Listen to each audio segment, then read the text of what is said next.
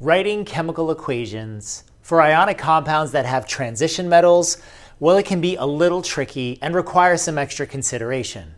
My name is Neil, and in this video, I'm going to walk you through how we deal with these transition metals and their varying charges when we're writing ionic formulas.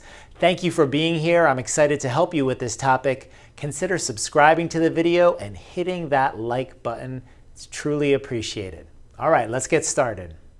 If we look at the electron configuration of transition metals, what we're going to find is that they have two valence electrons. And as we know, metals commonly, due to low electronegativity and larger atomic radius, give away their valence electrons.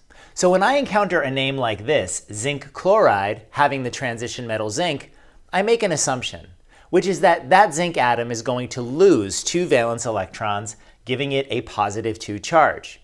Now, of course, in this case, it's bonding to chlorine, one of the halogens, which will always have a negative 1 charge. So to come up with this chemical formula, all I'm going to do is crisscross the two charges so as to generate ZnCl2.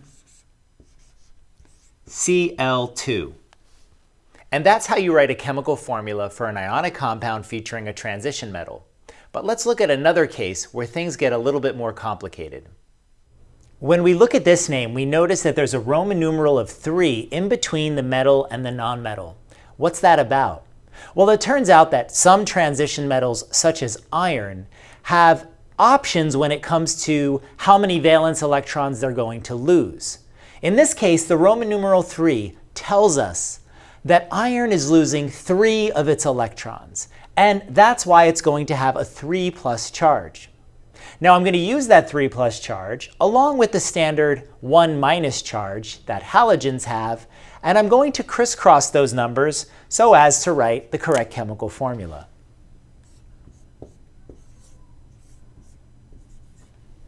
And that's how you deal with Roman numerals in the name of an ionic compound. Now what about a situation where we have a formula and we have to generate a name?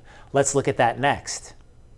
In this scenario, we're given the chemical formula TiCl4 and being asked to write what its complete name is.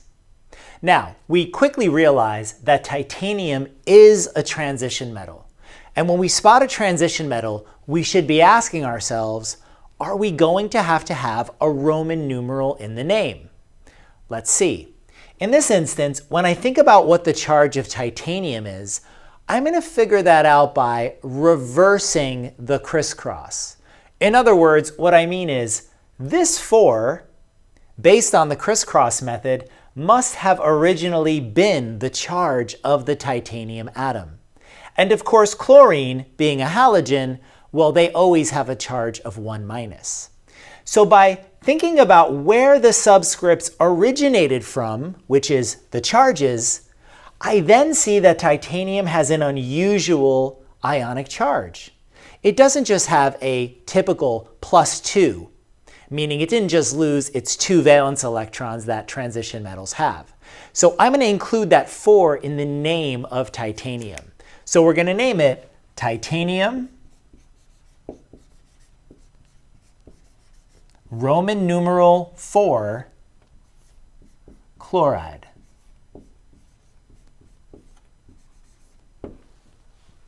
Okay, let's look at another example. Do you understand the video so far? Well, you won't really know unless you try a problem yourself.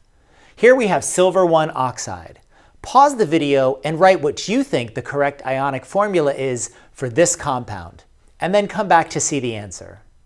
The Roman numeral of 1 tells us that the silver ion has a charge of 1+. Now, oxide comes from oxygen, and oxygen always has a charge of 2-. Now we're going to crisscross those charges, and the correct answer is Ag2O. Did you get it right? I bet you did. Let's try another one together. Test your understanding by trying to come up with a name for this ionic compound. Remember, it's got a transition metal in it, so you may need to use parentheses and Roman numerals. The correct name is chromium 3 sulfide. Remember, the way to figure out a question like this is to take the formula and undo the crisscross. In other words, bring these subscripts back up to the tops of the elements to see what their charges originally were. Chromium had a 3+ charge, which is certainly unusual. It's not the typical 2+. So we're going to put this Roman numeral 3 inside the parentheses to make sure that the reader knows chromium is in an odd or unusual ionic state. Well, I hope this video gave you the extra support you need to understand this topic. If you need more clarification or have questions, you can leave them below in the comments and I'll try to get back to you as soon as I possibly can. If you liked the video, I really hope you liked the video down below. It's greatly appreciated. Hope you guys have a great day and I'll see you in the next one.